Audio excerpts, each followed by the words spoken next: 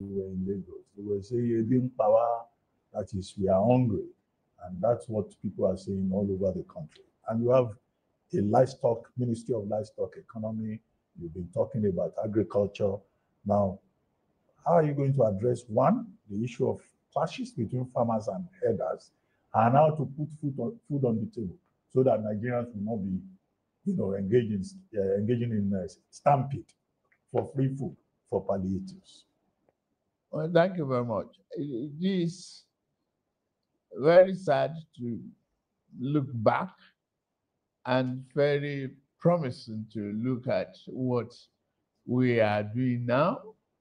There was never a Ministry of Livestock Development or stock. I've been traveling around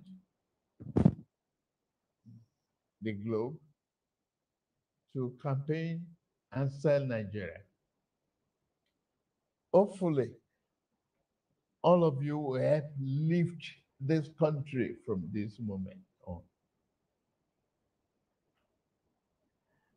And livestock is to turn a disaster to prosperity for Nigeria.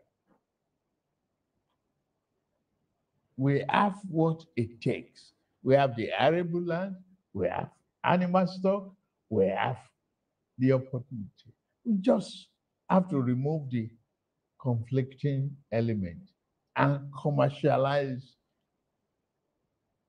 the venture. And I went to Brazil, saw what is happening there.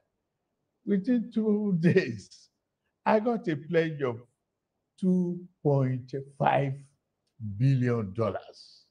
And they have been here to visit Nigeria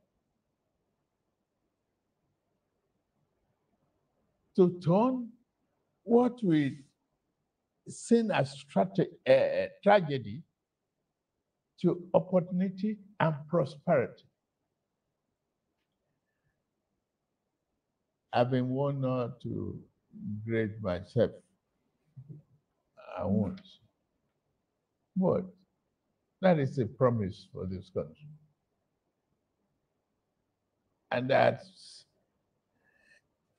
up till the level of cow horn is being converted in other climes, just as Brazil and the rest of the Americans. Why not take advantage of that here? We can feed ourselves, we can export and feed other nations. Our people, some of the ministers are there in Saudi Arabia right now, discussing the opportunity for food, growth and supply, for more investments in our agricultural businesses. Why are we not embracing commodity exchange to do a whole lot of other businesses that's around agriculture? We will do. Will you also consider price control? Because it's like people are just doing what they like. I don't believe in it. Sorry, Abajide, I don't believe in price control. I don't. What can we do, sir, to bring down We just food prices? continue to supply the market. We work hard to supply the market. But there are middlemen who are making life unbearable for them. Well, they will, you see, it's a question of supply and demand. It will come to a stage where you cannot hold no more. It will come to a stage. The economic variables will work against you. Now, let's take, for example, the fuel prices and the petrol pump. I introduced Naira for dollar change for weeks. They didn't want to comply. They were arguing with me. Okay, leave it to free market. I left it. I left it. Now the prices are coming down gradually.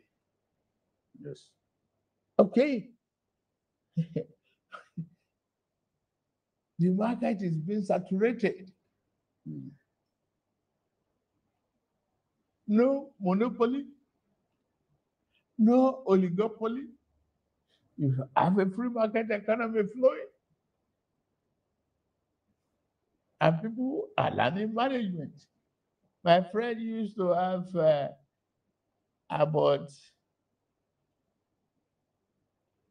he bragged to me, he has 5 Rolls Royce. He brought a nice Jeep here. The other day, I saw him in his Honda Accord.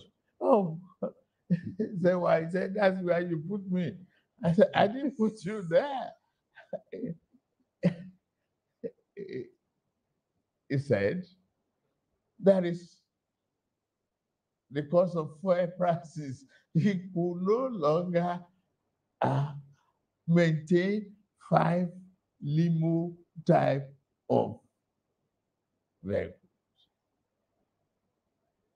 It's not negative to learn to manage.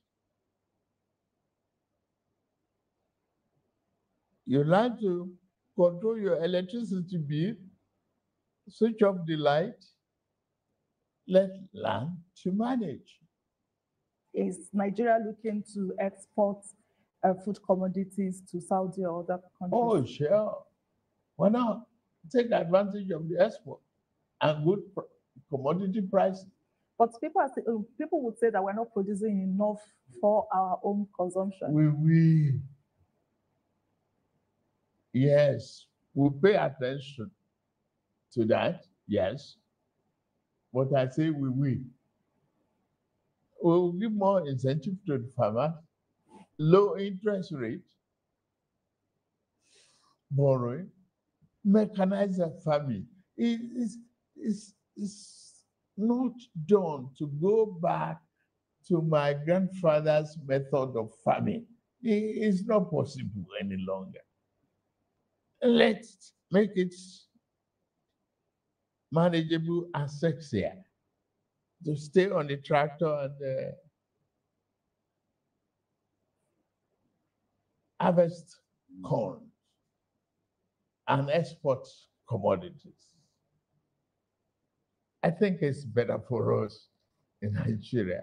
We are getting there. I have over 2,000 tractors coming to this country for mechanized farming. Mr. President, is fighting corruption a priority for you? If it is, what are the areas that you're looking at? Corruption in all ramifications is bad for the people. But first of all, pay enough attention to the causes. Why are the people corrupt at all? The lack of social amenities, the lack of needs in some areas, lack of funding for their children's education. There are so many anti-corruption mechanisms that you can put in place that will help the people not to be corrupt. Pay them good and living wages. I have moved from 35,000 to 70,000. To me, that's anti-corruption. And if I can earn more, I'm giving more money to the state and local government level. I've been transparent with my earnings. Every month there is a publication as to how much this country is making. But Mr. President, it doesn't address grand corruption. There's petty corruption and there's grand corruption. Only recently, the EFCC, published the fact that one person owns 735 houses in Abuja alone. One person. And we got it. You don't know how long it has started. He did fantastic infrastructure. He had rule of houses, but we get it. That's anti-corruption too. We got it for the public. Disclosure, ability to stem corruption is part of the instrument of EFCC. That is why they are discovering all sorts of inefficiencies in the system, block all the loopholes where anybody can just game the system. Part of the anti-corruption, removal of subsidy too, is anti-corruption.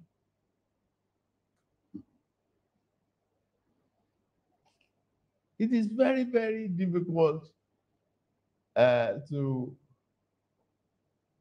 say you will eliminate it. You will reduce it to the barest minimum. Meet the people's needs. Help the people grow. Help them with the education of their children.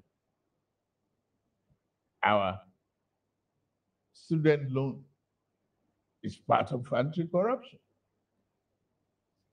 No parents should lament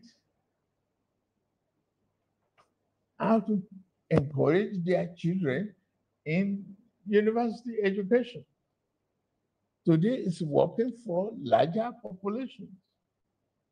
Larger part of it, 60-something%. At the University of Maiduguri, I have somebody called, say, imagine a little contribution from my daughter in the university for me to start business. That's part of tuition fee allowances. We are helping one another. The society is moving out of illiteracy to literacy. I enjoy debate how many and what type of courses are being offered in the universities these days to improve science, knowledge, and technology. We just continue to work at it. But I'm sure we are not taking our eyes off those serious matters. Well, Mr. President, thank you for your time. As we begin to wrap up, people are watching you at home. What would you like to say to Nigerians? It's Christmas season, it's New Year season. What promises do you have for them? in the year 2025? 2025 is a very promising year. Let me first of all thank Nigerians for having confidence in me to be the President of the Federal Republic of Nigeria. I'm very, very proud of that. And I don't want you to think I will take you for granted at any given time. I'm here to serve. It's all about service. And I'll do it with all my heart. I seek your cooperation at all the time. I seek your understanding. I understand the trouble you've been through, the economic problems. It's just 18 months that have taken over the reign of this country. The promise is there. We are on the right path. We stay the course. We maintain focus. We share love with each other. Let us believe in ourselves and in our country. Yeah.